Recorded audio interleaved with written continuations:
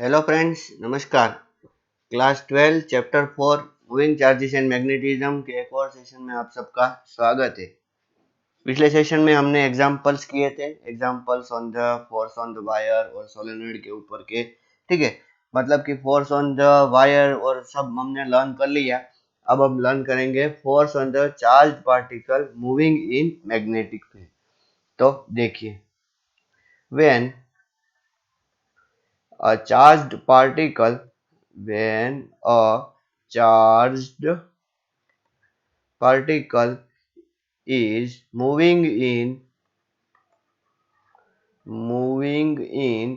magnetic field. Okay, जब charge particle magnetic field में move करता है, सबसे इंपॉर्टेंट वाली बात क्या है? Move. Okay, moving in magnetic field, then magnetic field will apply then magnetic field will apply force on it force on it ठीक है, which is given by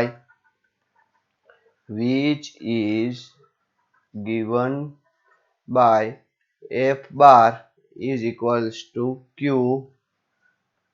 V bar cross B बार। ठीक है, अच्छी तरीके से आप देखिए क्या होगा। F bar is equals to Q V bar cross B bar. यहाँ पर सारी जो टर्म है F, वो तो पता है, फोर्स ऑन द पार्टिकल। ठीक है, ये Q क्या है? ये है चार्ज ऑफ पार्टिकल। Q क्या है? Charge of particle. ठीक है, ये V क्या है? ये है वेलोसिटी ऑफ पार्टिकल। ये है velocity of particle.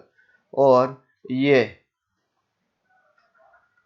Magnetic field in region magnetic field in region मतलब कि जहां से वो जा रहा है, ठीक है, वहां का मैग्नेटिक फील्ड। ठीक है, एक बात याद रखिए, ये भी क्रॉस प्रोडक्ट ही है। जैसा कि हमने वायर के फॉर्म में देखा था, उसमें भी क्रॉस प्रोडक्ट था, यहाँ पर भी एक क्रॉस प्रोडक्ट ही है। तो इसका मतलब क्या है? That F bar will be perpendicular to V bar as well as B bar. We bar और बी बार को परपेंडिकुलर होगा, एक पॉइंट तो ए। Okay, F bar will be in opposite direction for oppositely charged particle. Oppositely charged particle. Proton और electron दोनों जा रहे हैं मैग्नेटिक फील्ड में, दोनों को फोर्स लगेगा, लेकिन एक दूसरे से अपोजिट डायरेक्शन में। अच्छा, मैग्नीट्यूड की बात करें तो मैग्नीट्यूड आएगा q v B sine theta. फिर से थीटा आ गया है। थीटा क्या है? Angle between v bar and B bar, velocity and magnetic field, उन दोनों के बीच का एंगल है। ठीक है, पहला केस देखें, थीटा इज इक्वल्स टू 0 डिग्री। तो उसका मतलब क्या है? Moving parallel to magnetic field, moving parallel to magnetic field. तो क्या होगा moving parallel to magnetic field? देखिए, F is equals to q v B sine 0। तो 0 न्यूटन, समझ में आ रहा है? सोचो कि एक रीजन है ऐसा, यहाँ पर मैंने नॉर्थ पोल रखा है और यहाँ पर मैंने क्या रखा है? साउथ पोल, जिसकी वजह से मैग्नेटिक फील्ड किस डायरेक्शन में है? इस डायरेक्शन में है। ठीक है, सोचो ऐसा। अब कोई चार्ज पार्टिकल यहाँ पर एंटर हुआ ऐसे, ये है मैग्नेटिक फील्ड की डायरेक्शन और ये है वेलोसिटी की डायरेक्शन। इन दोनों के बीच में एंगल कितना है? 0 न्यूटन। ठीक है, तो यहाँ पर मैं क्या लिखता हूँ? Therefore magnetic field will not able to apply force on charge particle apply force on charge particle, charge particle. तो इस पे फोर्स नहीं लगा पाएगा, तो इसका मतलब क्या है कि ये जो पार्टिकल है इसको कोई डिस्टर्ब नहीं करेगा, ये सीधा इसको छोड़ के चला जाएगा, मैग्नेटिक फील्ड उसका कुछ भी नहीं बिगाड़ पाएगा। ठीक है, कब? जब वो पैरेलल हो तब। ठीक है, अच्छा अगर थीटा इज इक्वल्स टू 0 ले ले या तो 180 ले ले, मतलब कि चार्ज पार्टिकल सोचो कि यहाँ से एंटर हो रहा है, अब इससे कोई फर्क नहीं पड़ता कि नेगेटिव है या पॉजिटिव, तो भी ये भी कोई फोर्स नहीं एक्सपीरियंस करेगा और सीधा चला जाएगा। तो कहने का मतलब क्या है, कभी कभी ऐसा दिया होता है कि एक रीजन में चार्ज पार्टिकल ऐसे सीधा जा रहा है, वहां पर मैग्नेटिक फील्ड हो सकता है या नहीं हो सकता है, तो क्या आप बोलोगे? तो हम बोल सकते हैं हाँ, हो भी सकता है, नहीं भी हो सकता। अगर मैग्नेटिक फील्ड नहीं है तो फोर्स नहीं लग रहा है, ठीक है। और दूसरा, अगर मैग्नेटिक फील्ड है लेकिन चार्ज पार्टिकल मैग्नेटिक फील्ड की पैरेलल या एंटी पैरेलल जा रहा होगा, मतलब कि उस पर कोई फोर्स नहीं लग रहा होगा, तो इसलिए वो चार्ज पार्टिकल अपनी डायरेक्शन चेंज नहीं कर रहा होगा, सिंपल। ठीक है, अभी second, theta is equals to 90। Theta is equals to 90 का मतलब क्या है? Moving perpendicular to magnetic field, moving perpendicular to magnetic field, magnetic field से परपेंडिकुलर मूव करने लगा, तो क्या आएगा? F is equals to q v B sine 90। Sine 90 तो 1 होता है, तो मतलब कि फोर्स लगेगा, पक्का लगेगा। ठीक है, पर क्या होगा? ये जो फोर्स है ये कैसा होगा? Perpendicular to its velocity. ठीक है, perpendicular to its velocity, therefore charge particle, charged particle will perform will perform circular motion. Charge particle क्या करेगा? Perform circular motion. क्यों? क्योंकि देखिए फोर्स परपेंडिकुलर है, हमने सर्कुलर मोशन में देखा था कि जब भी फोर्स परपेंडिकुलर होता है वेलोसिटी को, तो वो कैसी मोशन करेगा? सर्कुलर मोशन करेगा। सोचो कि वो सर्कुलर मोशन करेगा तो कुछ इस तरह करेगा, ठीक है, और उसकी रेडियस कितनी होगी? आर। तो सर्कुलर मोशन करेगा, ठीक है। therefore for circular motion, for circular motion, अच्छी तरीके से देखना, बहुत इंपॉर्टेंट पॉइंट में डिस्कस करने जा रहा हूँ। फॉर सर्कुलर मोशन, ठीक है, मैग्नेटिक फोर्स, मैग्नेटिक फोर्स, ये जो हमें अभी हमने कैलकुलेट किया ना, ये क्यूबीबी, magnetic force will behave as behave as centripetal force. किसका काम करेगा बच्चों?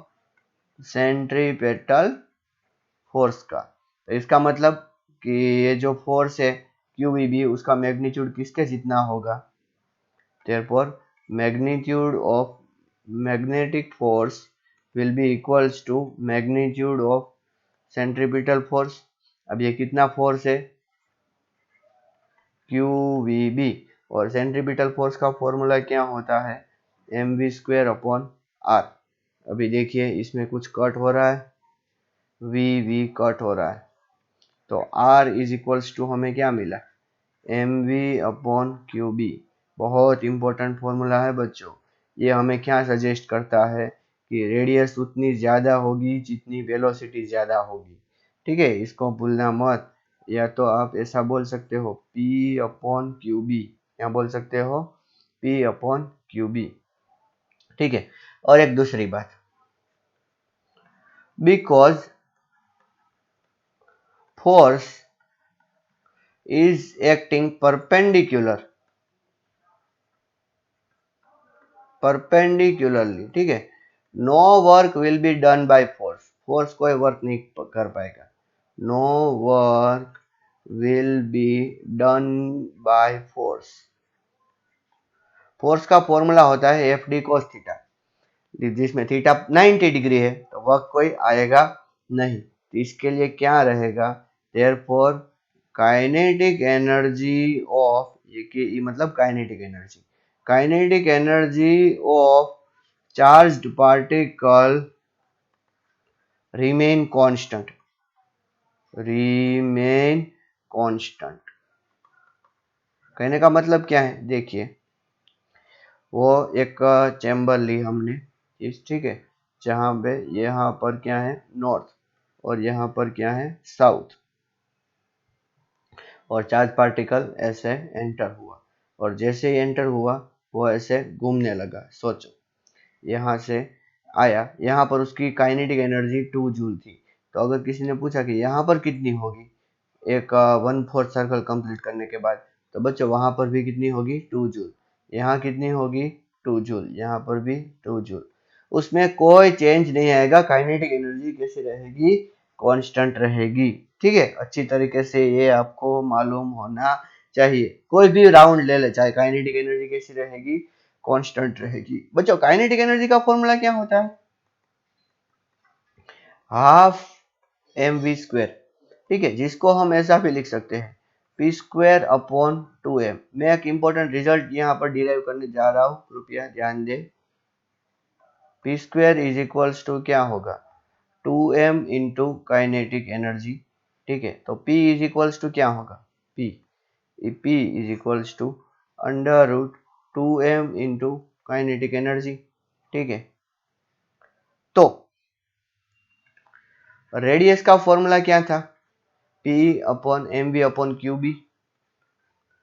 ठीक है, तो यहां पर मैं क्या कर रहा हूं, रेडियस इज इक्वल्स टू, आप ऐसा भी लिख सकते हैं under root 2m kinetic energy divided by q B. ठीक है, कभी कभी ये फॉर्मूला भी आपको काम आ जाएगा। ठीक, 2m काइनेटिक एनर्जी उसका अंडर रूट। ठीक है, सोचिए ऐसा, सोचिए कि वो सेम पोटेंशियल डिफरेंस से आ रहा है, मतलब कि यहाँ पर पोटेंशियल है V और यहाँ पर 0। तो यहाँ पर जब एंटर होगा तब यहाँ पर उसकी पोटेंशियल एनर्जी कितनी थी QE, और यहाँ पर पोटेंशियल एनर्जी 0 जूल। ये किसकी बात कर रहा हूँ मैं, पोटेंशियल की। तो यहाँ पर सोचो कि इसकी काइनेटिक एनर्जी 0 जूल थी, तो यहाँ पर उसकी काइनेटिक एनर्जी हो जाएगी QV। कितनी हो जाएगी, QV। कहने का मतलब क्या है कि पोटेंशियल किस में कन्वर्ट हो गई, काइनेटिक में। तो कभी कभी ऐसा एग्जांपल भी दिया जाता है, तो काइनेटिक की जगह पर आप QV ऐसा लिख सकते हो। ठीक है, यही मैं बोलना चाहता था। अगर काइनेटिक एनर्जी कांस्टेंट है तो आप क्या बोल सकते हो, R proportional to under root m upon q. समझ में आया कि नहीं, जितना चार्ज ज्यादा उतनी रेडियस कम। तो बहुत सारा डिस्कस किया हमने किसमें, जब चार्ज पार्टिकल कैसी एंट्री करता है, perpendicular, charge particle is moving perpendicular. याद रहे बच्चों, अगर कोई चार्ज पार्टिकल ऐसे मूव कर रहा है तो नेगेटिव चार्ज पार्टिकल उससे अपोजिट मूव करेगा। ठीक है, वो भूलना मत। काइनेटिक एनर्जी कैसी रहेगी, उसकी कांस्टेंट रहेगी। ये रेडियस किस पे डिपेंड करेगी, जितनी वेलोसिटी से वो एंटर होगा उतनी वेलोसिटी से, ज्यादा वेलोसिटी से एंटर होगा तो रेडियस बड़ी होगी। कहने का मतलब ये है कि अगर आपको बोला गया है कि दो चार्ज पार्टिकल है जो मैग्नेटिक फील्ड में एंटर हुए, दोनों पे चार्ज सेम है, लेकिन एक की रेडियस छोटी है और दूसरे की रेडियस बड़ी, तो बताओ कौन ज्यादा वेलोसिटी से एंटर हुआ होगा। तो इसका मतलब क्या है ये, ठीक है, दोनों का मास भी सेम है। एक बात बताओ, काइनेटिक एनर्जी में चेंज कितना होगा दोनों में, तो आंसर आएगा 0। देखो बच्चों, ये जो पहला केस है उसमें भी काइनेटिक एनर्जी कैसी रहेगी, काइनेटिक एनर्जी इज कांस्टेंट। क्यों, क्योंकि यहाँ पर फोर्स वर्क तभी करेगा जब लगेगा, फोर्स तो लग ही नहीं रहा है, इसीलिए यहाँ पर भी काइनेटिक एनर्जी कैसी रहेगी, कांस्टेंट। ठीक है, हमने डिस्कस की पैरेलल एंट्री और हमने दूसरी डिस्कस की परपेंडिकुलर एंट्री। अब तीसरी एंट्री डिस्कस करते हैं, अच्छी एंट्री है वो कौन सी एंट्री है, देखिए। अच्छा, एक बात मैं आपको बोलना चाहता हूँ पहले, ये जो परपेंडिकुलर एंट्री में मुझे एक फिर से थोड़ा सा याद आ गया, अच्छी तरीके से देखना। मैं थोड़ा 3D में यहाँ पर आपके साथ डिस्कस करना चाहता हूँ। ठीक है, सोचो कि ये नॉर्थ है और ये है साउथ, तो चार्ज पार्टिकल मैग्नेटिक फील्ड इस तरह है। ठीक है, तो यहां से जब चार्ज पार्टिकल आएगा ना बच्चों, इस फेस से जब चार्ज पार्टिकल आएगा परपेंडिकुलर, तो ऐसे ऐसे नहीं घूमेगा, नहीं, क्यों? क्योंकि अगर ऐसे जाएगा तो वो परपेंडिकुलर, जो जब इधर आएगा तब तो वो मैग्नेटिक फील्ड से पैरेलल डायरेक्शन में आ गया। लेकिन वो चार्ज पार्टिकल यहां से जब आएगा, मैं दूसरा पाथ ड्रॉ करता हूं, तो कुछ ऐसे घूमेगा। ऐसे मतलब कि इस फेस से पैरेलल, ऐसे आया, कैसे? ऐसे, और ऐसे घूमेगा। समझ में आया कि नहीं? या तो ऐसे या तो ऐसे, ऐसे नहीं घूमेगा, ऐसे ऐसे नहीं घूमेगा। समझ में आया कि नहीं अच्छी तरीके से? तो ये आपको ध्यान में रखना है। ठीक है, मतलब कि क्या है कि ये जो फेस है यहां से आया तो ऐसे नहीं घूम सकता, ऐसे मतलब कि हाँ, ऐसे आया तो डायरेक्टली ये ऐसा सर्कल परफॉर्म नहीं कर सकता। ठीक है, इसके परपेंडिकुलर वाला सर्कल परफॉर्म करेगा, या तो ऐसा सर्कल परफॉर्म करेगा या तो ऐसा सर्कल परफॉर्म करेगा। ठीक है, समझ में आया अच्छी तरीके से? आपको ये ध्यान में रखना है। ये भी नहीं होगा शायद, तो ये भी होगा, यही होगा, क्योंकि ये वेलोसिटी से परपेंडिकुलर है ना, इसीलिए यही सर्कल परफॉर्म करेगा। ये आपको अच्छी तरीके से ध्यान में रखना है। ठीक है, अच्छा, अब तीसरा जो केस मैं डिस्कस करने जा रहा हूं वो देखिए। इसका मैंने नाम दिया है इंक्लाइंड एंट्री। कैसी एंट्री बच्चों? Inclined entry. इंक्लाइंड एंट्री कहने का मतलब क्या है? देखिए, यहाँ पर नॉर्थ पोल है, यहाँ पर साउथ पोल है, तो मैग्नेटिक फील्ड इस डायरेक्शन में है, और पार्टिकल ने एंट्री मारी कुछ इस अंदाज में कि उसकी वेलोसिटी मैग्नेटिक फील्ड के साथ थीटा एंगल बना रही है। तो हम क्या करेंगे, उसकी वेलोसिटी के दो कंपोनेंट निकालेंगे। सोचो कि ये थीटा है, तो ये कंपोनेंट होगा v cos थीटा और ये कंपोनेंट होगा v sin थीटा। इस कंपोनेंट का मैं नाम देता हूँ v पैरेलल, और इस कंपोनेंट का मैं नाम देता हूँ v परपेंडिकुलर। क्यों पैरेलल देता हूँ? क्योंकि ये है पैरेलल टू मैग्नेटिक फील्ड और ये है परपेंडिकुलर टू मैग्नेटिक फील्ड। अभी देखिए, v परपेंडिकुलर की वजह से सर्कुलर मोशन होगी। कैसी मोशन होगी बच्चों? Circular motion. और v पैरेलल की वजह से लीनियर मोशन होगी। v परपेंडिकुलर की वजह से सर्कुलर और v पैरेलल की वजह से लीनियर मोशन होगी। तो इन दोनों मोशन को अगर कंबाइन करते हैं तो रिजल्टेंट मोशन होगी हेलिकल मोशन। कैसी होगी? Helical motion, spring type motion. ठीक है, मैं यहाँ पे अगर ड्रॉ करूँ तो ये जो चेम्बर है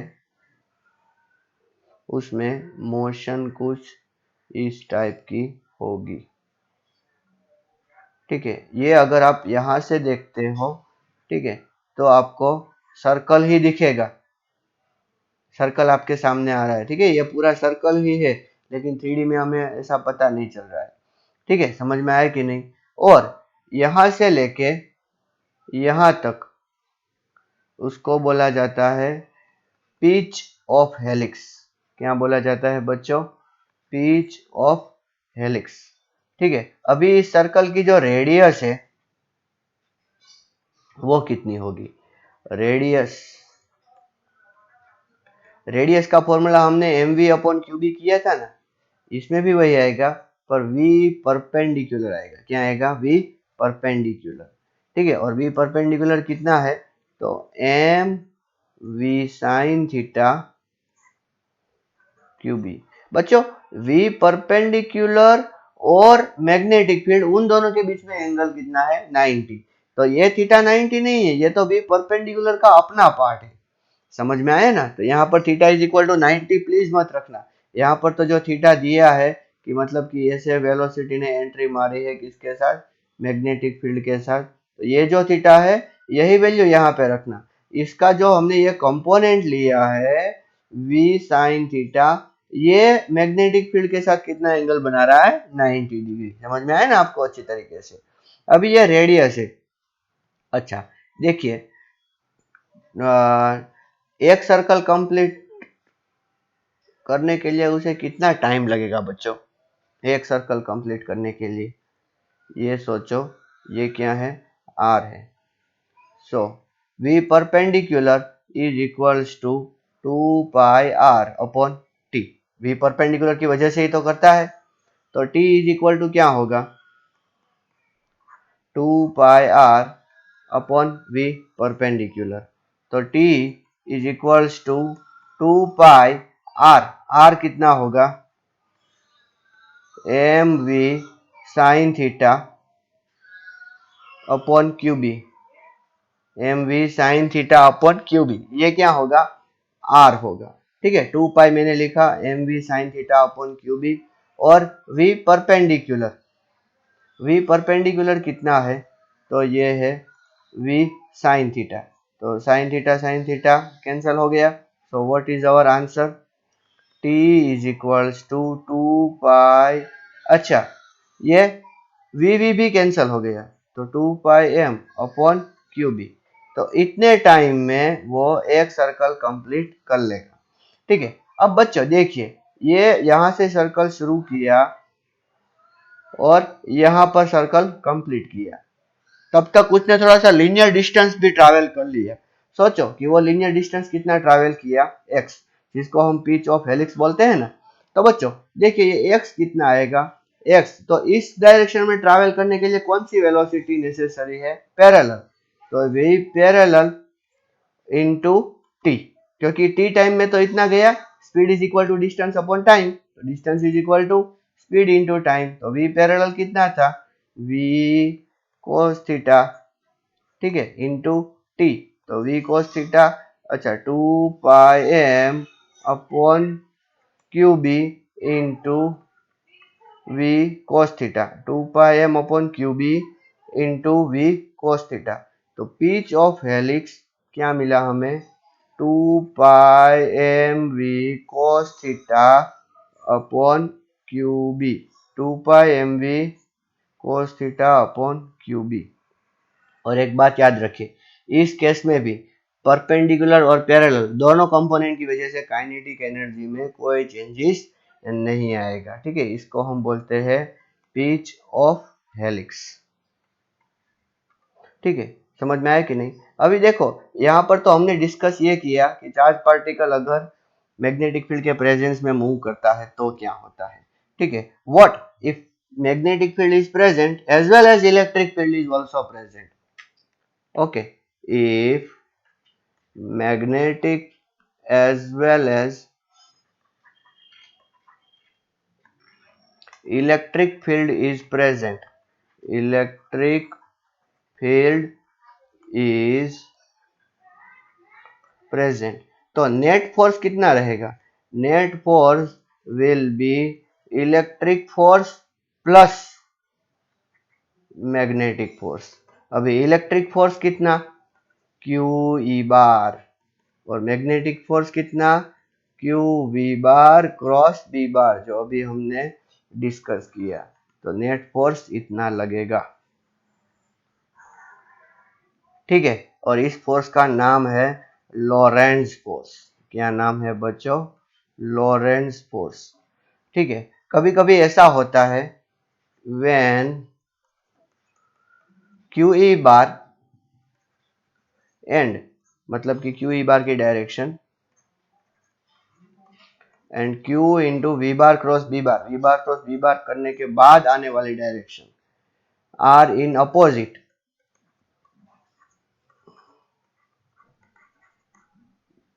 आर इन अपोजिट डायरेक्शन। ठीक है, और दूसरा magnitude of q E equals to magnitude of q v B sine theta. जब ऐसा ये कंडीशन होगी, ऐसा हो सकता है, पॉसिबल है ऐसा, कि दोनों की डायरेक्शन अपोजिट हो और दोनों के मैग्नीट्यूड इक्वल हो। Okay, in that case, in that case charge particle will not experience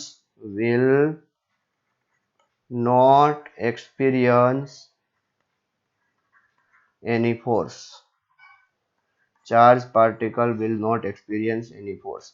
बच्चों कई बार क्वेश्चन ऐसा बोर्ड में आया है और कॉम्पिटिटिव में भी आया है कि अगर चार्ज पार्टिकल के कोई फोर्स नहीं लग रहा है तो ऑप्शन ए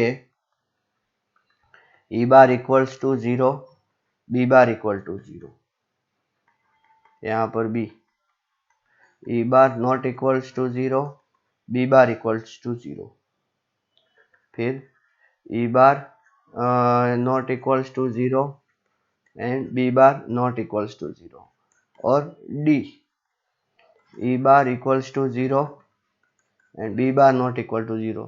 तो कौन कौन से ऑप्शन इसमें से सही है? ठीक है, क्वेश्चन क्या है? When no force is acting on charge particle, no force is acting on charge particle पर कोई फोर्स नहीं लग रहा, तो इसमें से कौन सा सही है? अच्छा, ये सही है, ई और बी, कोई नहीं प्रेजेंट तो नहीं लगेगा। अगर ई प्रेजेंट है तो उस पर फोर्स लगने ही वाला है, तो ये पॉसिबल नहीं है। फिर अगर बी नॉट इक्वल टू 0 है लेकिन पैरेलल चल रहा है तो भी फोर्स नहीं लगेगा, मतलब कि डी, और अभी हमने थोड़ी देर पहले डिस्कस किया कि बी नॉट इक्वल टू 0 और ई नॉट इक्वल टू 0 और ऐसी कंडीशन हो गई तो पॉसिबल है। तो ये तीनों केस में पॉसिबल है, ठीक है, कि उस पर नेट फोर्स 0 लग रहा हो। पॉसिबल है, हर बार नहीं, ठीक है। याद रखो रेडियस का फॉर्मूला क्या, mv/qb, और टाइम पीरियड का फॉर्मूला जो अभी थोड़ी देर पहले हमने डिराइव किया, 2πm/qb। ये दोनों फॉर्मूला बहुत इंपॉर्टेंट है, जो आगे का टॉपिक हम पढ़ने जा रहे हैं साइक्लोट्रॉन, उसमें, ठीक है। आज उतना उसको डिस्कस नहीं करेंगे, उसको फ्यूचर में डिस्कस करने वाले हैं हम, ठीक है। तो यहाँ तक हम रखते हैं, इसको ध्यान से देखिए, बहुत अच्छा टॉपिक है, इजी है, समझ में आ जाने वाला टॉपिक है, ठीक है। थैंक यू एंड नमस्कार।